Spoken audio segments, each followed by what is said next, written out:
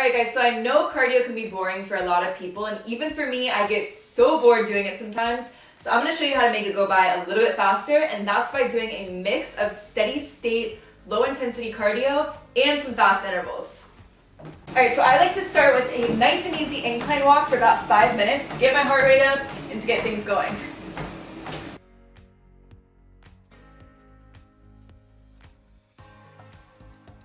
From here, we're picking up the pace and we're going to jog for 5 minutes now.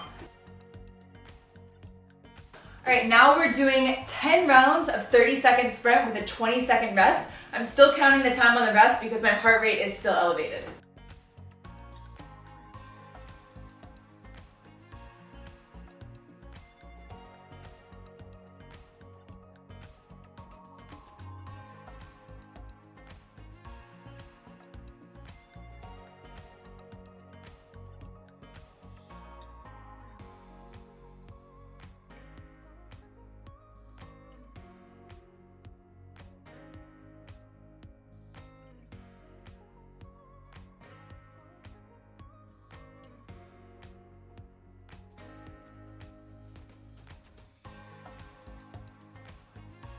Alright guys, we're dropping it down to a nice easy jog at a speed of 6.6 for 5 minutes, and then we're done.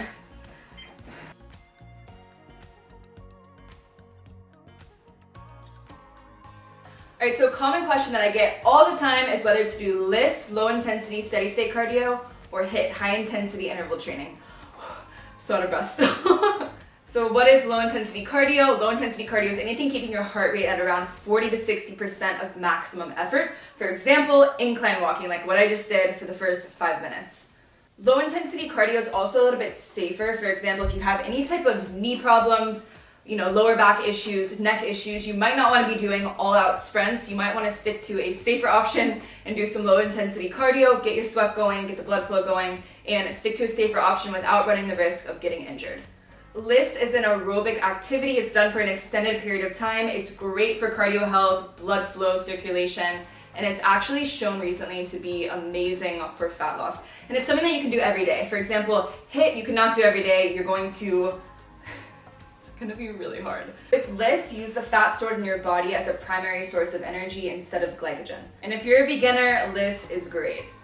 The good thing about Hiit cardio though is you're going to burn calories a lot faster than you will with low intensity cardio. Low intensity, you have to do a little bit more to burn the same amount of calories as Hiit, just because your heart rate is getting a lot higher. But that doesn't mean that you shouldn't do Liss cardio. I think it's so important to have both, because if you're someone who's trying to lose fat and keep it off, and you want to have a mix of cardio, whether it's daily or a couple days a week, I don't expect anyone to be doing Hiit, 3 to 4 days a week or anything like that, but you can do Liss 5, 6, 7 days a week if you want to.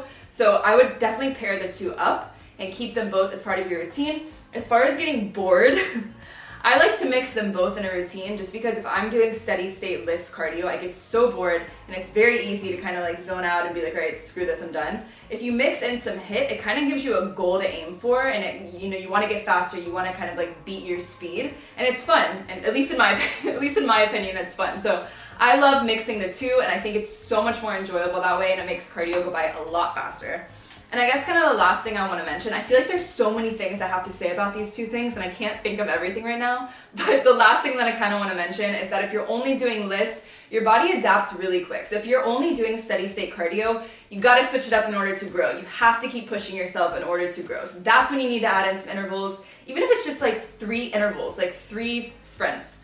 That will switch it up, that will keep your body guessing. So always switch it up, I would say. Change your speeds, change the incline if you're on the treadmill, if you're on the bike, change the resistance, anything like that to help you kind of push further and just get better. That's kind of like the main thing. You don't want to make cardio super easy for you, and that way you're really not getting the full benefit out of it. It should still be tough, whether it's, hard to breathe or hard on your muscles, whatever it is.